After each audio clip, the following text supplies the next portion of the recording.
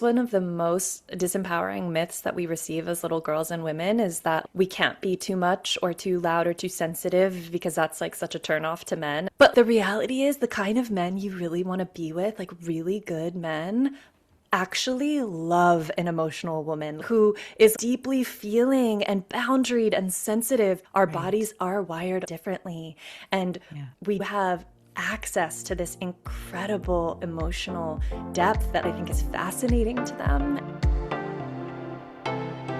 Hey, ladies, welcome to the Calm Edge podcast. I'm your host, Brooke. Does it feel like your brain is stuck in overdrive, spiraling, scanning, second guessing, and keeping you up at night? The Calm Edge is what happens when you stop letting that voice run the show and start leading your life from grounded power. I'm a hypnotherapist, and I help women just like you rewire the subconscious patterns behind overthinking and self-doubt so you can feel calm, confident, and actually enjoy your life again. Let's dive in.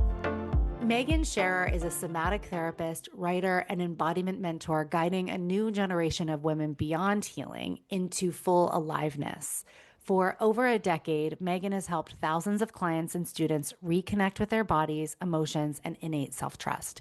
Her work bridges clinical depth with soulful wisdom, weaving somatic therapy, hypnotherapy, yoga, meditation, eating psychology, and energy medicine into a grounded, holistic approach to transformation. Welcome, Megan. Thank you so much for having me, Brooke. I'm so happy that we're getting to do this. So, for listeners who are new to your work, can you share a little bit about what drew you into somatic therapy and helping women reconnect with their bodies and emotions? Yeah, absolutely. I think like so many professionals on a healing path, it started with my own journey and a discovery of what worked for me and what I needed. My journey really started with a fascination and interest in the body. I started practicing yoga when I was 13 years old and fell in love with it and started becoming really interested in movement and nutrition and just the way that our bodies worked. And then in my early 20s, kind of experienced some back-to-back traumas that really shook up my life. I was in a car accident, I was in a really unhealthy relationship at the time, didn't have a solid support system. And that is kind of what was my first big awakening that led me down the path of seeking out alternative modalities. I had been in talk therapy for years, and it didn't feel like it was really moving the needle on feeling any different. It was helping me become more aware of my emotions, of patterns, of problems in my life, but it didn't feel like it was giving me access to being able to create change in the way that I wanted to. And so I started to, through getting introduced to different types of healers and practitioners, I started to see this strong connection between the patterns that we get stuck in our minds and our connection to our bodies, and how we can sometimes know something but still feel like stuck and powerless to change it.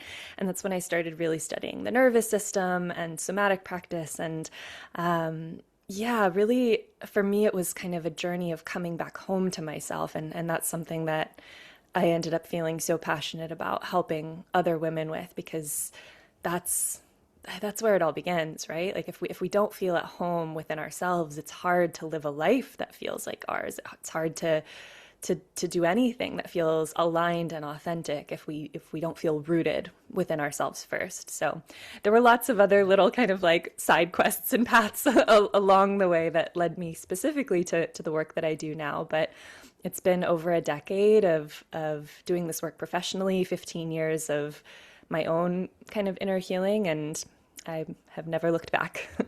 Wow. So we hear a lot about somatic therapy now, but I think for the listener who is new to this, can you explain what exactly is a somatic therapist and how is that different from talk therapy? Yeah, absolutely. I love that it's trending and that it's a buzzword right now, and that there's more awareness being built around somatic practice, and that also brings lots of misconceptions and misunderstandings.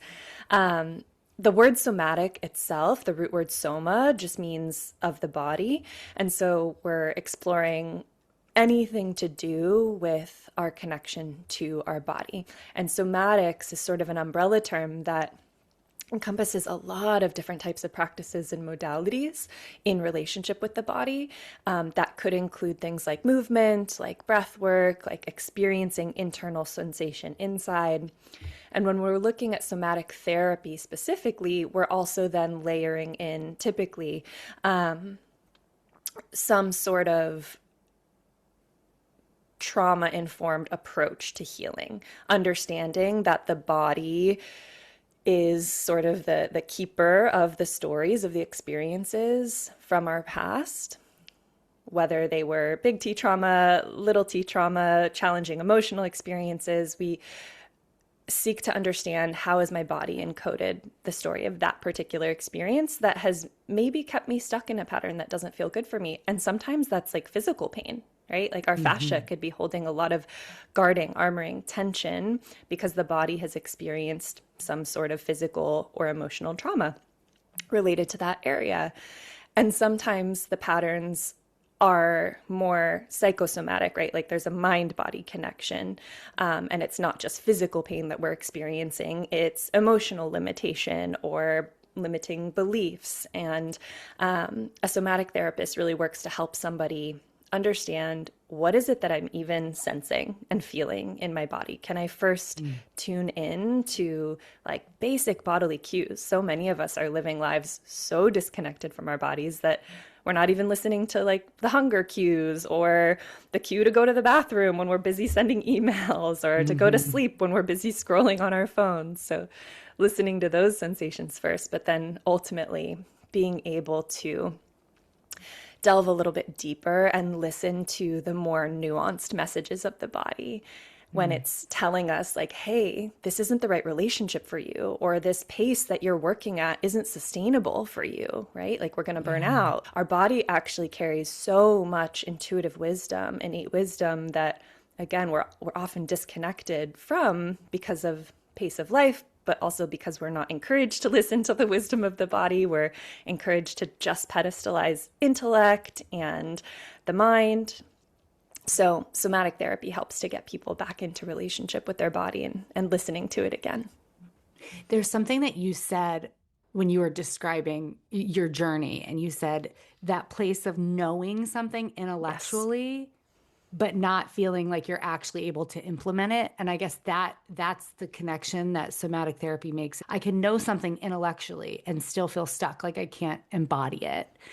And so it's really interesting because I hear that so often with clients. It's like, well, I know that, but I can't actually feel it, or I can't actually get myself to move into that space.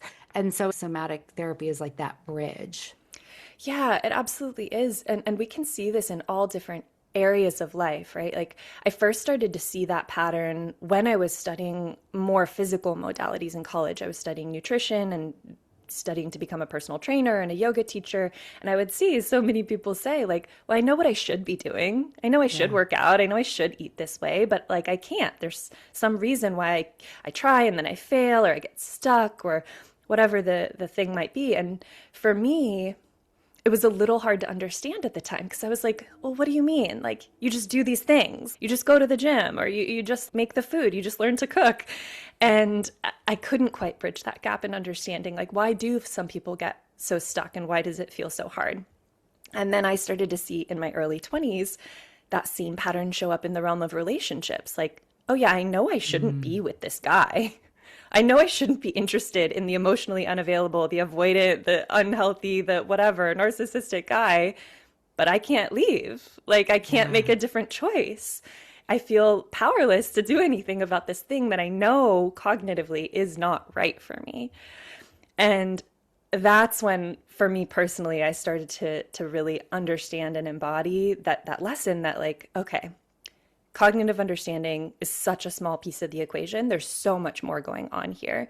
And at the same time that I was studying to become a somatic therapist, I also became licensed as a clinical hypnotherapist. And so I was really looking at, okay, what's the correlation here between our subconscious mind and the body? And in many ways, they're kind of one and the same. Like our subconscious mind and the body are so intricately connected because of the way that our nervous system and our fascia, our connective tissue, work. And encode these experiences of It's like those emotional automatic charge. processes, Yes. right? That Like the getting up body to brush your undergoes. teeth. Yeah, like the things that you just do without thinking about it that become habit, right? Yeah. That's not like a conscious choice you're making. It's something that your body has just learned to do based on the Yeah. belief systems that you hold. And yeah, like you said, you see so many women in your practice. We all do. That's the thing. Like, okay, I know what I should do. I've gathered all the information. I've been to talk therapy. I've been to a million practitioners. I've Googled it. I've journaled about it. I've done it. Like, why is the thing not changing? Why do I still feel stuck? Yeah. And One thing too, I want to comment, kind of laugh with you on is I too came into this work because of a string of not very healthy relationships. So there's nothing like a long line of toxic relationships to get you yeah. to really ask the question, what is going on here? Like, why Oh, am I yeah. still, That'll make you look in the mirror, take a right? hard look at like, okay, I'm the common denominator. What's Yeah, happening? but what an incredible curriculum, right? Like it's a master class going through Yeah. that. I've listened to your podcast Yeah. and I've heard you talk about attachment and relationships and building self-trust. And I love your perspective on that. And I want to go into more about that. But first, can you explain for someone who's new to all of this, what are attachment patterns and how do they shape our relationships? Yeah, absolutely. Again, just like somatics, like attachment is getting a lot of attention and buzz on social media, and that's great. And then it can come with some misunderstandings.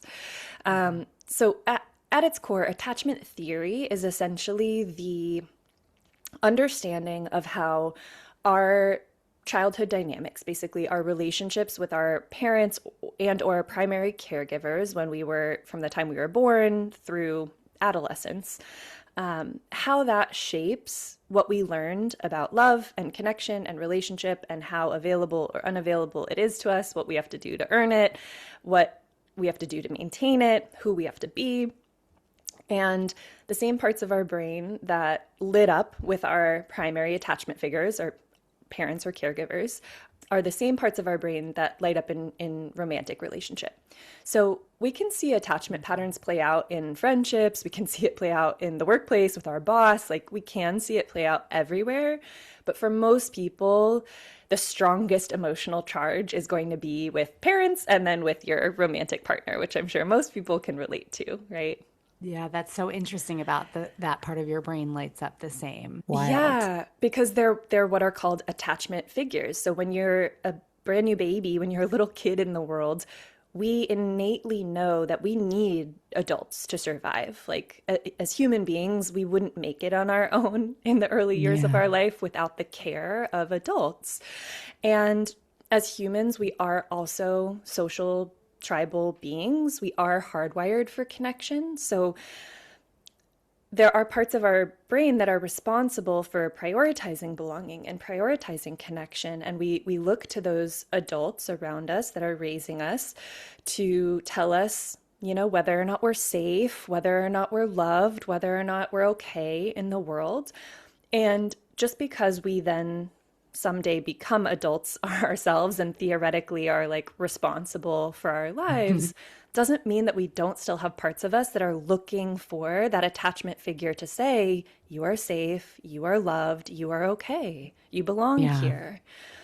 And I mean, we could get into a whole conversation about our inner child and kind of younger parts that light up in relationships. This is very intertwined with attachment work as well, but I'll just speak for a moment to the terms that you mentioned that many people might have heard. If you're learning about attachment, you learn about these attachment styles. So the four primary styles are anxious attachment, avoidant attachment, disorganized attachment, and secure attachment. So secure attachment is kind of like the baseline that we would all hope to experience. It's where you feel both safe being intimate, being vulnerable, being in connection with another human being. And you also feel totally confident and comfortable being independent, being on your own, and not hinging your self-worth on your relationship. So there's this interdependence, this healthy, like I can let people in and I can also remember my own sovereignty, my own sense of self. Anxious attachment occurs when these styles essentially occur as coping mechanisms when that stable, consistent, healthy nurturing and love wasn't always present as a child, which for most of us, right? Like our parents are fallible human beings. Like there's no perfect childhood. I'll tell you what, I think about this all the time because now I have an 18-month-old and I'm constantly like trying to find that line between responding and also he's 18 months. So sometimes I'm going to have to shut the door and go to the bathroom, even though you're crying. Right. Like, and I'm sure the mom guilt kicks in. I'll tell you, this has been like a topic of mine with my therapist. Becoming a new mom is constantly like just seeking that reassurance that I'm not messing up his attachment style. Right. If he's going to cry a little bit, like it's okay. It's okay. Yeah. And like from the parenting perspective, it is so important to understand what good enough actually is. Like there's, a certain degree of attunement that doesn't have to happen 100% of the time. Isn't it like 70 or 80% of the time? Yeah, like 70 is like more than enough. Yeah. And also kids do need to learn a little bit of self-sufficiency. Right. It's age dependent, right? A 1-year-old can't be self-sufficient, but it's okay for them to have big emotions and to be in those emotions for a bit. And then having an attuned parent step in when they really need it. Yeah, and also I think though, to your point about like where some of these attachment, these core wounds come from, no matter how amazing or loving your parent was, we're all human. And so we can't respond to your emotional needs 100% of the time, 24 hours of the day. And so I think this, we all in some ways have core wounds. We just have to, like for me, I had a really long journey of trying to figure out where is this coming from, because I have two loving parents who are still married to this day, who were very responsive parents. So I'm like, why am I in these toxic cycles? But trauma with a little T can come from small things and it's not anybody's fault. But those little experiences that you have where maybe an emotional need wasn't met for whatever reason can impact how you interact in relationships today as an adult, and just becoming aware of all that. Exactly. And without judgment, essentially. It's like, it doesn't mean shaming or blaming your parents or you. I've worked with so many people who come in from that perspective of like, I don't know where the problem stems from, because like I had a great childhood, nothing to complain about. Other people had it worse, kind of thing. And all of that can be true. And every human being is different. And, as loving and wonderful and well-intentioned as parents might have been, they might not have been 100% attuned or 70% attuned to the unique emotional needs, unique nervous system of each child in their home, because that is a hard thing to do. And, sometimes parents are really busy working, trying to financially provide, and that occurs as absence or abandonment to the child. Sometimes our parents haven't done their own inner work to become emotionally available, and in their attempt to, teach you what they know, tell you like, oh, don't cry, like toughen up, it's going to be okay kind of thing. And like, again, they love you. They just don't have the tools or the skills to attune to you. So that's all true. And maybe you had a wonderful, loving household, but then when you move into adolescence, when our attachment begins to become more externalized and we look more to our peers for that source of, am I loved? Am I okay? Am I safe? Do I belong? I've worked with so many people whose attachment patterns actually stem from adolescence, getting bullied, not feeling included, feeling othered or different. So, that's why I say parents, primary caregivers, and other attachment figures. Like, it's not cut and dried formula of like, okay, your parents had to have like totally neglected you or abandoned you or abused you for these issues to crop up. It's more nuanced than that. Yeah. Or even like as simple as say a friend moves away because their family moves away, and that's experienced as an abandonment, right? Totally. To the child. Yeah. And that can create that core wound, which it's so interesting to hear you kind of talk about those examples of how simple it can be. So when someone starts recognizing their attachment patterns, what are some of the ways that it might show up day to day? Yeah, I think the most obvious ways that we look to are in our dating and relationship lives, right? So we can point out when we feel really anxious when we're dating, when we need the text back, when we need their validation, when we don't feel comfortable on our own. That's pretty obvious. Or avoidant attachment, when we're really uncomfortable with intimacy and vulnerability, and anytime there's a disagreement or conflict arises, we shut down, we want to end the relationship, we want to get as far away as possible. Disorganized is more that push-pull dynamic where it's like, I really, really want love, really crave it, but then I push it away when it gets too close. Those are the most obvious patterns that we can highlight, and most people look there first. Like you said, there's nothing like a complicated love life to make you look in the mirror and wake up and ask what is going on here. Also, are we all chuckling right now when you talk about like needing that text response? Like, and Yeah. it's like, I do need that text response. And you genuinely in your body feel like it's life or death. You don't feel okay until it comes in. You're suddenly questioning your worth and lovability, and you're like, oh my God, they hate me, and I said something wrong, and now I'm totally critiquing and judging myself. And then they text, hey, sorry, I was in a meeting, but really excited to see you later. And you're like, oh, okay, so my brain was doing a thing. Got it. And sometimes, by the way, I think this is important to interject here. Sometimes even a person with primarily baseline of secure attachment who's dating somebody who's not available, not responsive, not attuned, like just maybe not available for what they're looking for, that person will still likely feel anxious, right? It doesn't feel good to be in relationship with somebody who's not a match for you, who's not able to give you what you want. So the feelings of anxiety aren't the bad thing, especially if there's something off about the relational dynamic. The anxiety is our cue to say, hey, this might not be the right thing for me. There's a lack of alignment here. It's when the anxiety is coming up, even in the container of a healthy relationship, that's like it's causing problems. It's making it hard for me to connect and relate to somebody who is totally all in with me and is available for what I want, is a match for what I want. So that distinction is important, that even secure people can feel anxious. Yeah, that is actually really interesting. I want you to go a little more into this because I think this is where a lot of confusion happens, because there's anxiety for somebody who's been maybe repeating patterns for a long time in relationship.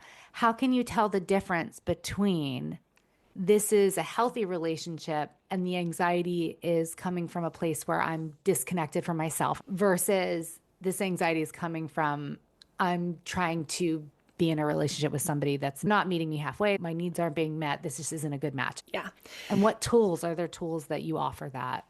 Yeah. I mean, it's a combination of like first just doing the deep inner work to get clear on what you really want, who you are, and what matters to you, independent of what somebody's offering you. Like, take out of the equation the person that you are interested in and what they bring to the table, and think about the life you really want to lead. What is it that you value? This is a process I help all my clients go through to identify what are their core values, what are their non-negotiables in relationships, what's a deal breaker for them, and like what are they really willing to set as a standard for themselves. Because so many women don't do this. We're just sort of taught to accept what we're given and to like wait to be chosen, and that's a feeling that a lot of women look for, is like, I just want to be chosen, and we're not actually doing any of the choosing when we're in that pattern.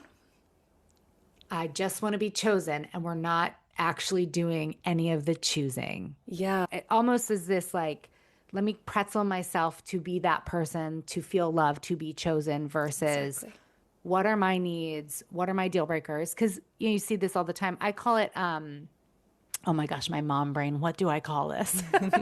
This is the problem with mom brain, is actually forming some sentences sometimes. It'll come to me. I'll just keep going. But we see a lot, I'm sure you see this all the time, is women, myself included, saying, I definitely want to have kids one day, or I definitely want to live in the state of California.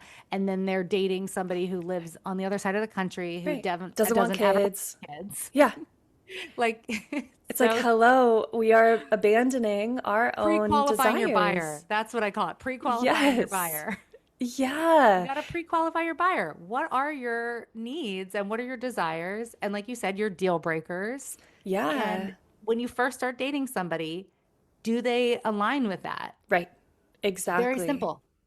Yeah, I mean, this is my book, Choose Yourself, is like exactly about going through this process to get clear on what do you want? Like if you're not the one waiting to be chosen anymore, if you're the one doing the choosing, what is it that you want and what are you willing to stand like 10 toes down on and say, nope, like doesn't matter how great you are if you're not a match for these things that really, really matter to me. And believe me, it's hard. I've been in relationships where it's like the almost guy and it's so close. You check every box and it feels so right. And yet there's that one giant deal breaker. Like you don't want kids and I do, or there's just like a massive fundamental difference in lifestyle, or you're not willing to actually do the work to communicate to have a healthy relationship. It doesn't matter what it is, you get to choose what your values are, but you have to be willing to double down on them. And I think that is a place that most women haven't gotten comfortable existing because we're socialized to just wait to be chosen. And it feels really risky to be like, no, actually, this is my standard and this is what I want. And if you don't match that, I'm not going to choose you. That can feel so scary because then we're put into the scarcity of like, wait, what if somebody better doesn't come along? How long am I going to be single? What if I never meet somebody? What if I don't meet someone in time to become a mother? Like all these questions that run through our head that feel scary, that cause us to just like settle for the person who's almost enough. And at the deepest part of us, it's really a survival mechanism. It's life or death. That's what our body believes it's life or death. Wow. And that is where the somatic work becomes so important because when we can attune to our own nervous system and teach it that this isn't actually life or death and that it is safe to evolve into bigger desires, it's safe to exist in the uncertainty and the unknown of like, yeah, I've gotten clear on what I really want, and I don't know exactly when it's going to show up or who that person will be.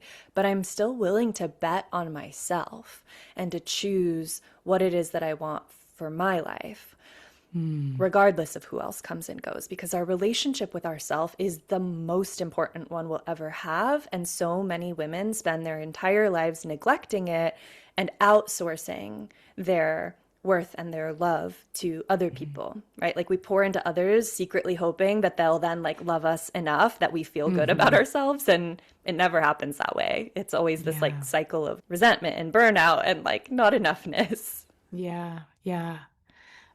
So how can we move from that intellectual understanding to the embodied change? Yeah. So, and yeah, by the way, the intellectual understanding is important. I want to just note that we have to be able to see and identify the pattern first. Building awareness is really important. We can't change what we're not aware of. And then we have to really move it into the body. And for women in particular, I'm a really big advocate for understanding how your nervous system works and connecting to your body in a way that is more intuitive, not as linear, and a little bit more, not a little bit, a lot more expressive.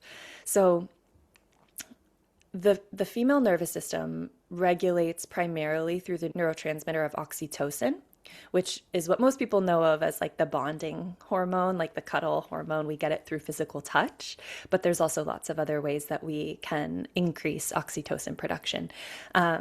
The reason that this is our primary regulator is because as women, we are sort of wired to tend and befriend, right? Like we are like the social connectors, the gatherers. We feel safer in community, in numbers as women. Wow. And just to compare and contrast that to the male nervous system, their primary regulating neurotransmitter is dopamine, which is the reward neurotransmitter, the like go out and hunt and get something, right? Kill something, like achieve something.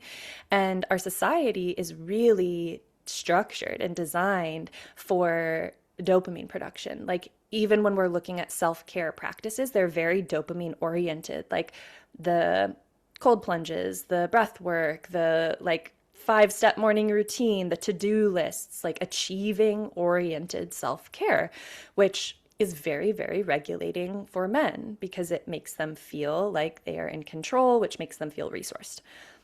We obviously need some of that too as women. It's not that we don't need those types of practices, but we regulate and feel safer in our bodies more so through oxytocin, which happens through connection and community, but also happens through self-touch, through gentle, slow movement, through like really experiencing sensation in the body and comfort and ease This and is rest. Fascinating, Megan. Oh my goodness. All right, keep going. I'm sorry to interrupt. I know, I'm like, all women need to know this. And I mean, it's why, like, as a woman, you probably have experienced feeling so much better after taking a morning out to go meet up with a girlfriend and go on a slow walk in nature and like connect and drop in and do something nourishing for your body. Whereas, like, the men in our lives might feel way better when they go do like a really intensive workout. And again, it's like, not cut and dried. I feel great when I do an intensive workout too, but when we're talking about like what really nourishes the body, so many women are so oxytocin deprived. We are not slowing down. We're not connecting to our bodies. We're not nourishing our communities. We're not creating that sense of safety in surrender as much. That is really interesting because, I mean, even if I just think about my own personal arc, which started with yoga, but way later than you. I was like 26 the first time I went to a yoga class. But I think about how before that, you know, it was really intense exercise I thought that I needed to feel better. And the idea of slowing down didn't even seem appealing to me. Right. And now as a mother, a new mother especially, the biggest shift that I've had to make is more gentle self-care, like exactly what you were just describing, being able to nourish and just go slow. And it doesn't need to be so intense. That's been a huge mindset belief shift for me that I think has happened gradually over several years, like peeling away layers and then matrescence. You have a baby Yes. and then you are stripped of all of like everything you thought you knew. Your brain literally rewires. It's actually the most significant period of neuroplasticity in any adult human ever is motherhood, like pregnancy and postpartum. So it's amazing. It's wild. Yeah. And so being able to adopt some of these slower things, like just slowly moving in your body, arriving in the body, like that. So fascinating to hear you talk about the difference between oxytocin and that being like a driver for women. Yes. Yeah. It is the thing that allows us to best regulate and to feel safe being in our bodies. And the second thing I wanted to share, right, was slowing down enough, creating those oxytocin inducing moments, whether it's just like a hand on your heart, like some slow stretching in the morning, textures for me, really soft, cozy blankets and pillows, that is regulating. Petting an animal, that creates oxytocin. Can be so simple. But then the flip side, or maybe not even flip side, like the partner to that is that as women, we also need to get more comfortable becoming more expressed, more fully expressed and fully alive, which becomes easier the safer we feel in our bodies. But there's a whole range of emotions so many women have cut themselves off from because we've learned that they're not good or they're not socially acceptable, like anger, like rage, like frustration, like grief, like deep, deep feeling experiences that are a very natural, normal part of being human, especially being a woman. We are so wired for emotional sensitivity and we disconnect ourselves from it. And that is what makes it so hard to know who we are, what we want, what we feel, because we're not feeling. And so a lot of my somatic practice myself, but also with my clients, is guiding women back into a level of comfort in expression of sound, movement, breath, like being able to move an emotion and an energy through our bodies, which sometimes means intensity, right? Like sometimes that's like heat building and an intensity rising, and letting it be okay to have a boundary, like something that feels like a no in my body. That reclamation is everything. Like for me, I could go down a whole rabbit hole on this, and I don't know how much time we have, but going from the like good girl persona, that version of you who does everything to be chosen, who does everything that others want us to be in order to belong, in order to be good enough, in order to be loved and accepted, which is a really stifling place to be, but most of us learned that it felt safe, like that's how we belonged growing up. To move from that into like a fully liberated version of self who doesn't have to be the good girl all the time and can get mad, can set boundaries, can be messy, can be fully alive, can be in her desire and like eroticism, like that is, that's the keys to the kingdom. That's like, life feels very, very different when you learn to do that work, which for me goes hand in hand with the attachment work we've been talking about. Yeah. To share my own personal experience with that, for me, that showed up as I had a belief around my emotions. I felt like I was too sensitive, too emotional, Same. too much. And as a result, that would completely sabotage my relationships, because what I was doing was trying to act like I was breezy. Like the chill girl. Yeah. I don't have any needs. Yeah. And I would shove all that down. And then it would all come out in the most unproductive ways. Yep. And it would just sabotage all my relationships. And Yeah. I think part of my own work working through that was a realization that I have emotion, and it's this beautiful part of me. It's the most lovable part of me. It's what makes me who I am. And when I really worked through loving that part of myself, and this was through, that meant going through really painful experiences where my emotions weren't fully being received by the other person, and me still saying, I love myself wholly and completely. Yep. I am perfect, whole, and complete. And I love even that part of me that bubbled up and made me say the thing that caused the relationship to end. I even love that part of me. Yeah. And what's interesting is that when I started to turn towards that, it became less of a thing. Like now, I don't feel like I'm that emotional or too much, or I don't feel that way anymore, because when I started looking at it and holding space for it, it was kind of like the monster under the bed, right? Like I needed to shine the light on it and hold space for it.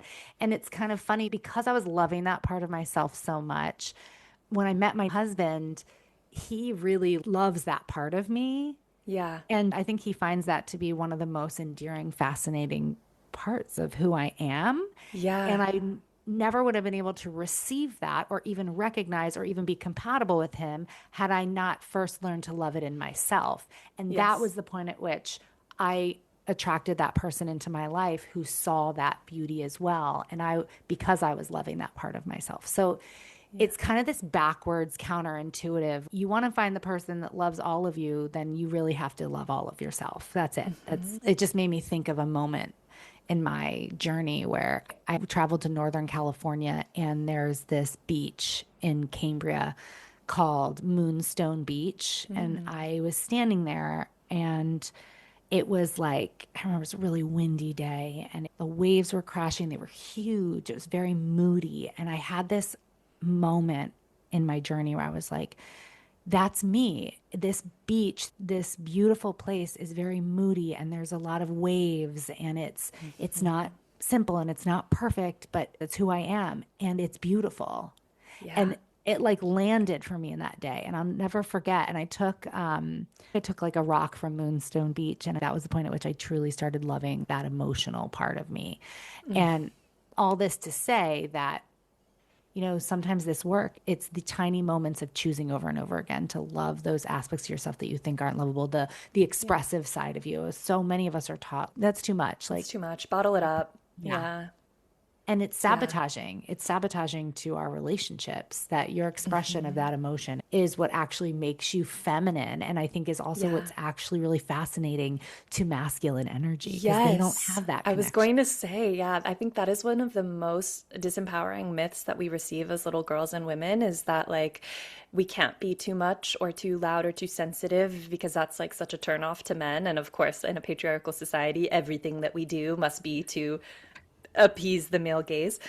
But like the reality is, the kind of men you really want to be with, like really good men, actually love an emotional woman, love a difficult woman, love a woman who's not going to take their shit, who is like deeply feeling and boundaried and sensitive, because we have so much more sensitivity than they can access. Not that men can't also be emotional, but like our bodies are wired a little bit differently. And we do have access to this incredible emotional depth that, like you said, I think is fascinating to them. And I think that a lot of men can have like a real appreciation and reverence for that. Yeah. And not that we make this change for them, but that really helped me fully accept that part of me when I realized, actually, this is really what makes you unique and beautiful and attractive. To the right kind of man. Because like you being the doled down, like, suppressed, not expressive version of you, if you're somebody who wants partnership and you date men, like you're going to get into a relationship with a man who then requires you to be small. So like, again, not for them, but for you to have access to the kind of liberating love that you really want. Yeah, we have to go within and do some of that shadowy work to embrace all those parts of us first. Yeah. I could go down this rabbit hole. I know. All right. Why are so many women resistant to being single, and what can they discover about themselves during this time? Tying back to what we were talking about before, I think there's just a lot of fear-based narratives in our society that I think finally we're in a time period that we're really unraveling. A lot of women are learning to choose differently, and it's still been the water that we've been swimming in for many, many millennia that, our worth as women is sort of tied to our relationship status and to our fertility and to our youth and all these things that have us think that if I haven't met a partner by a certain age, then there's something wrong with me, or then I never will. And I think there's also, for a lot of people, just inherent fear of being alone if we haven't built that deep sustaining relationship with ourselves, if we haven't nourished really wonderful community around us, then being alone all the time with ourselves and our thoughts, if we don't have a solid connection there, that can feel really uncomfortable. And I think the default for a lot of people is to just kind of outsource all that work to somebody else. If I just get a partner, then I don't have to worry about the fact that I'm uncomfortable alone, and I don't have to worry about my insecurities and the parts of me that I don't feel good with yet, because this other person is supposed to love me. It's a really kind of tantalizing prospect, like somebody else making me feel better about all the things I don't feel good about. Of course, who wouldn't want somebody to just swoop in and fix all our problems for us? So I think there's a lot of different reasons, culturally, societally, personally, familially, right? Also, like our parents could be putting pressure on us. Oh, yeah. Like, that was a big one. Oh, when are you going to give us grandkids? Yeah. I remember being 26 and I went home to visit my parents from California, and I heard my mom in the other room on the phone going, yeah, Brooke's home. She's 26 and still single. Meanwhile, I wouldn't end up getting married till I was 35. but to the most incredible man. And now I always joke with my mom because she's like, oh, you've got such a good husband. And I'm like, I know, Mom. Aren't you glad that I didn't do this 10 years earlier? Because Yeah. it would not have been the Oh same. my God. And So 26 is like, you're a such a baby. baby. I Yeah. remember I was 27 and went on a few dates with this guy that I ultimately wasn't interested in. And I think in his hurt of being rejected, he went on to say, I mean, you're 27, like it's a little too late for you to be picky. Meanwhile, he was like 45 Oh, and yeah. like not not the vibe at all. And I'm like, okay. Yeah, that's a society problem. Like Yeah. it's a personal problem for that guy too. Yeah, But I'm gonna say that's gonna be a that's a you him problem. problem. But it is also a society problem. Like we Yeah. perpetuate all these narratives and really unhelpful standards. And the truth is, like, I was panicking when I was 25, 26, Yes. 27. I Same. felt so behind. I felt so unworthy because of all the quote unquote failed relationships. And I am 35 now and I'm single and I haven't met my partner yet. I do desire a partnership. And I spent about 5 years really intentionally single. It was started as one and then it turned into a couple more. And I wouldn't trade it for anything. I've gotten to become a version of myself and step into an identity that I would not have accessed had I ended up with one of those past partners or settled in a relationship before identifying what I really wanted for my own life. And the cool thing Mhm. is that I think so many women maybe haven't given themselves permission to realize is that I've created for myself the exact life that I thought I had to wait on a partner to give me. All the things that I was like, well, I'll do that someday when I have a person to do it with. I spend a couple months every year traveling the world. I like work from Europe. I work from wherever. I moved into my dream home. I have amazing community. I run a business that I really love. I go and do all the things that I want to do. I don't feel like I'm waiting on anything. And Mm. I have such an intense appreciation for this season of my life because I know that I'll have a partner and I know that someday I'll have this life and a family that is so different than single life, which will be beautiful too. But I have gotten to really enjoy and embrace this season of life with me. And it's a gift that so many women, I mean, generations of women before us didn't even have the option to live a Yeah. life like this. Yeah. So I think, yeah, just coming into that realization that there's probably going to be fear that you have to work through, scarcity and discomfort of being alone. And there's the deep inner work and the shadow work, the inner child work. And what's on the other side of that is actually so much more love and aliveness Mm. and authenticity than you ever had when you were just stuck in the dating rat race, like chasing somebody to choose you. Oh, amen. It's funny. I'm thinking about this. So I actually said I didn't get married till I was 37, I think. I think I met my husband Mm. around 35. But that there's something about getting into your 30s and being single that Mhm. you finally get past. I was freaking out 26, 27, 28, 29, Mhm. 30. And then somewhere around 31, it was like, oh, I've pretty much blown up the timeline. Yeah. It's like And you there was unlock some, a whole new level yeah. of the game. And there was something so freeing about that because I'm never going to hit that timeline that the world tells me I should hit. Mhm. And so I should just buckle down and just like you, Megan, how can I make this time of being by myself the most incredible time? And it was, I look back now at the age of 40 and having a baby and a family, and I knew that there would come a time when I would do this, but when I was in it, it's hard when you're in it and you're doing the thing and you're doing the work and but now looking back, I'm like, that was the most potent, magical, incredible time of my life. Oh, I All have those years I chills. spent single. And just like you, it was like I shed away so many layers of beliefs and limitations and just started to create a life that I truly loved. And you know what? That's how I ended up exactly where I want to be now. It happened. It happened, but just on a different timeline.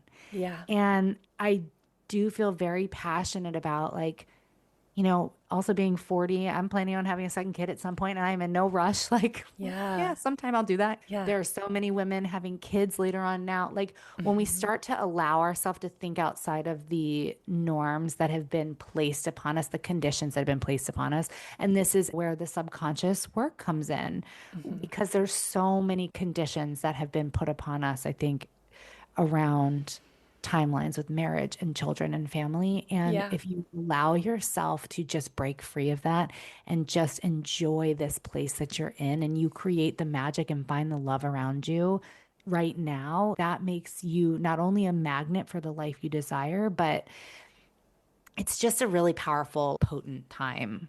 It really is. And I totally had chills hearing you say that because I've had that knowing for myself, like a flash forward moment of like, I know there's going to come a time in the future where I look back on this and I'm like, oh my God, that was like the most special Yeah. season of my life. And I'm so glad that I decided to be fully present in it and enjoy it because as much as it was that like knowing, it was also a choice. I had to choose to put down the scarcity, to put down the old timelines, to put down the fear, the not enoughness, and to say, I know for sure that this is a really special moment, a window in my life that is, however brief it is, and I'm going to look back on it so fondly one Mhm. day. And then hearing that you're in that place where Yeah. you're like, yeah, I'm looking back and saying that. Yeah. It's just, And then don't yeah. get me wrong, it's amazing having a Oh, child and a family. yeah. But there are days where I'm like, man, I would give anything to just walk in my shoes again and be in that place where it's just you and the Yeah. world and like you're creating. It's like it's a very creative place to be. Yeah.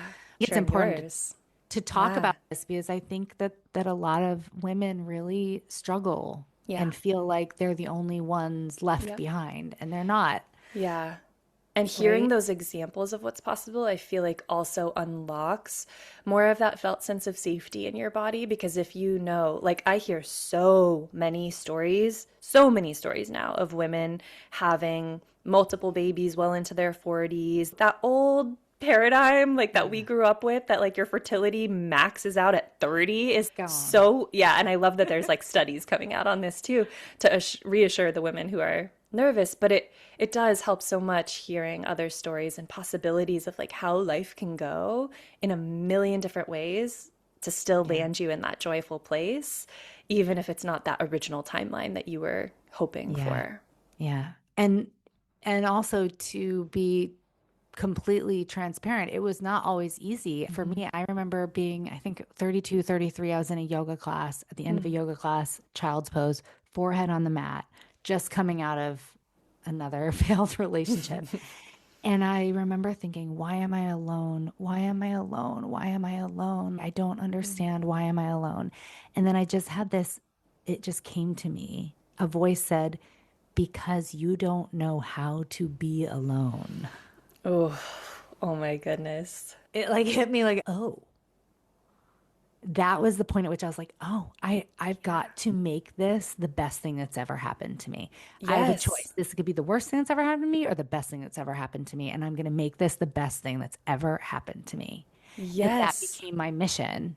My best friend and I talk about this all the time. She's a therapist, and we're just always like Yeah. going deep in our emotions. She has a couple kids, and she's in this season of life that is just like so insanely fast paced, like doesn't get a moment to herself, like Yeah.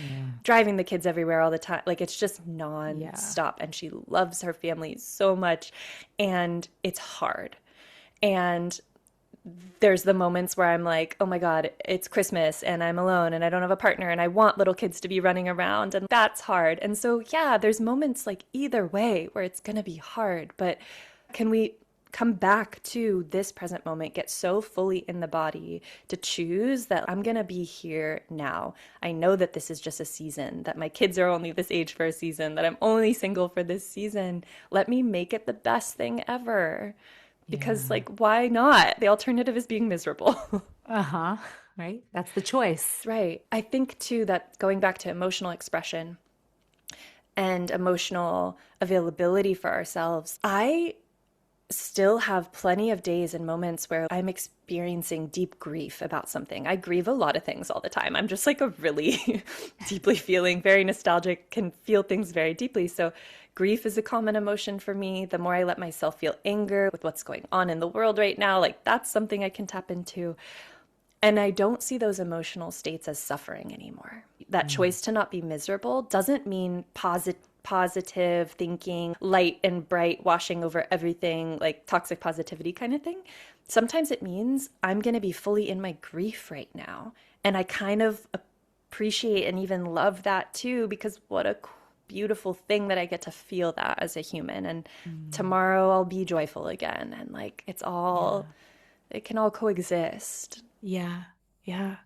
It's beautiful. I like to think about it as the contrast, right? It's that we were put, I mean, I believe that we were put on this earth to experience the full range of human emotions. And you Agreed. can't experience the most unbelievable joy without also experiencing a full range of sadness, grief, frustration, anger.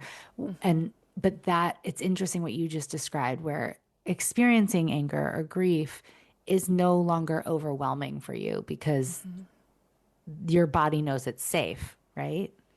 It's no longer a threat, right? Like we learn when we get called too sensitive or too much, we learn, oh, this emotion is a threat to my belonging.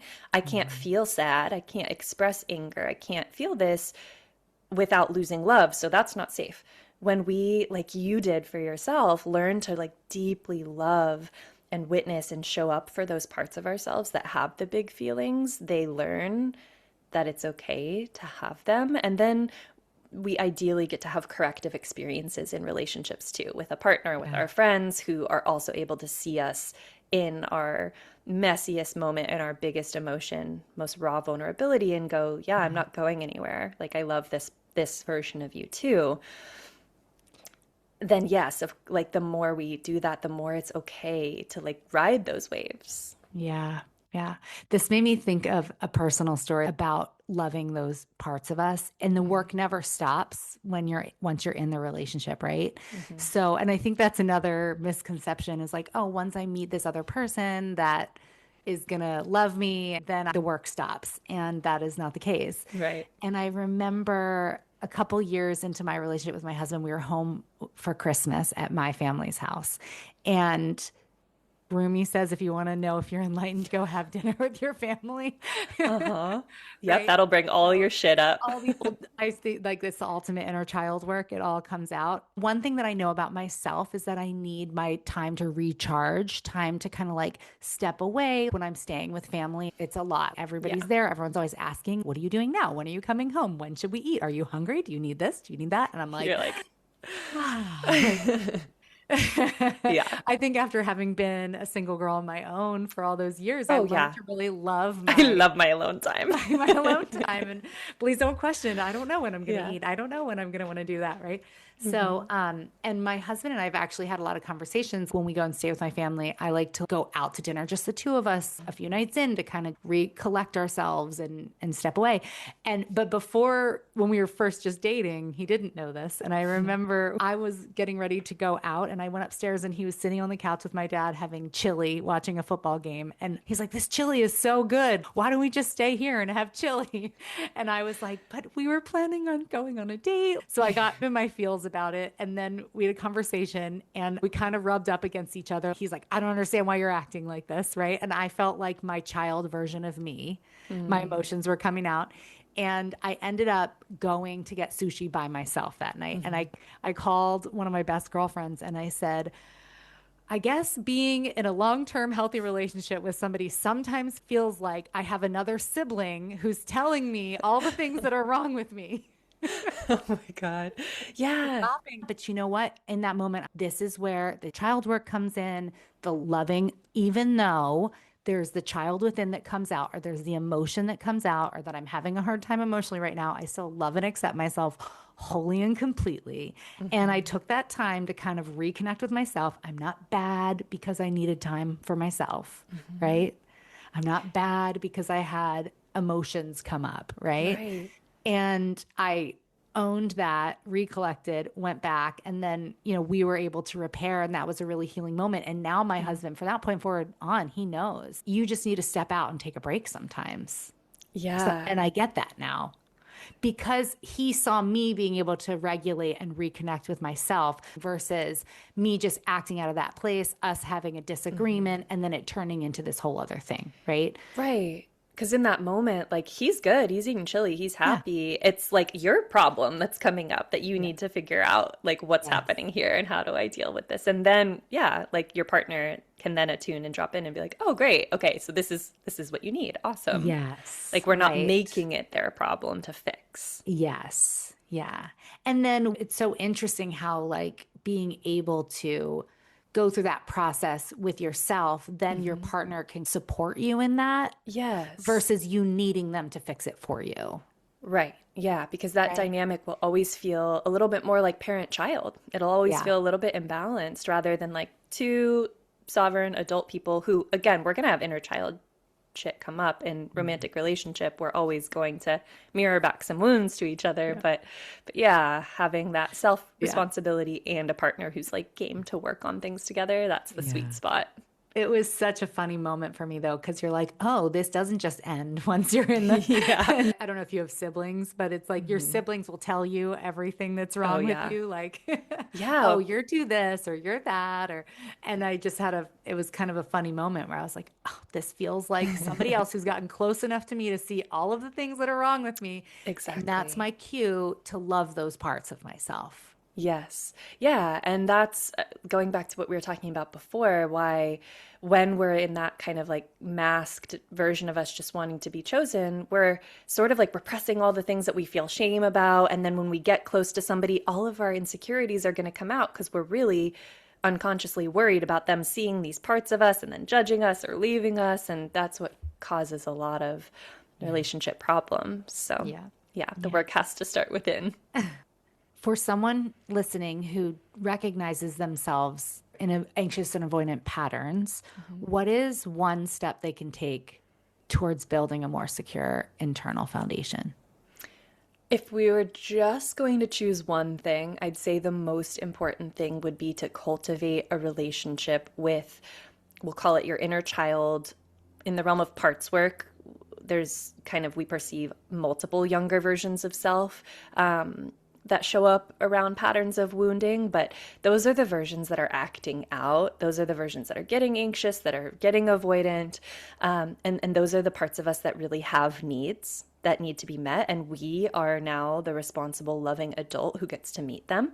So beginning to see ourselves as this sort of like inner, like internal family systems looks at it as like an inner family or an inner system of these parts. Seeing yourself as your higher self, your wiser self, your adult self, who's capable of giving younger you the attunement, the love, the care, the praise, validation, the whatever, the repair that you needed and maybe didn't get in childhood that you're needing now and maybe not getting from a person in your life that you're hoping to get it from. Really deeply understanding, like, what is this part of me asking for? What does this part of me need? How can I better understand, go within and meet that need? Not just intellectually, but like really meet that part of me. Do I need to wrap my arms around my body like I'm holding this young version of me, hands on my heart? Do I need to move the energy, let this little one have a temper tantrum and shake my body? That's where the somatic work can pair really well with the cognitive work or subconscious work as well. And I think that is where if that's what's going to move the needle the most is like cultivate a relationship with that little one inside and realize that they've been probably driving the ship for a while Mm-hmm. now and it's time to put your adult self back in the driver's seat Yeah. and let them be a kid, let them have a break. Yeah. Yeah. Ah, so powerful. What is one habit or practice in your life right now that helps you feel grounded and secure in yourself? I love this question. Similar to a question that I ask on my podcast, and I love it because I think it can change seasonally, right? Like it's like what's working right now, what's feeling really good right now. I moved into a new home a few months ago, and it is like so my happy place. It's a really, really wonderful home, and the energy in it just feels so good. And so speaking of grounding, I've lived mostly in like condos and apartments for most of my adult life. And I was just really deeply craving not feeling high up in the air and feeling closer to the earth. So I've got this really lovely little backyard with all these trees, and I will take my tea in the morning and just go sit with my back against one of the trees and just breathe in the fresh Pacific Northwest air and literally let the earth ground me and use that as a resource. I'm a big advocate for using nature as a resource for our bodies, for our nervous system. So that's a big one for me right now. Oh, thank you so much. Can you tell all of my listeners how they can find you? Yeah, absolutely. You can find me on Instagram, and my website are both my full name. So megansherer.com and at Megan Sherer on Instagram. I post all my updates on there about upcoming retreats that I offer for women, programs. My book you can find linked on there as well. It's called Choose Yourself. If anything in today's conversation resonated with you, I would say start there. It's like the deep dive into relationship I will be patterns. ordering your book. Yeah, the book came out last year, so it's still relatively new, and it says it's for single women, but honestly, I've had married women, I've had men read it. Everybody just comes back the work and says, never stops. The work never stops, right? They're like, this is just a relationship with self book. And so, yeah, beautiful. All my things are linked there. So if you have questions, you can reach out. Awesome. Thank you so much, Megan. Thank you for having me. Learn how to calm an overactive mind and lead your life from grounded power. My one-on-one personalized hypno-coaching experience is designed to help you rewire subconscious patterns so calm becomes your superpower. Click the link below to schedule a complimentary 30-minute consultation call, and let's chat.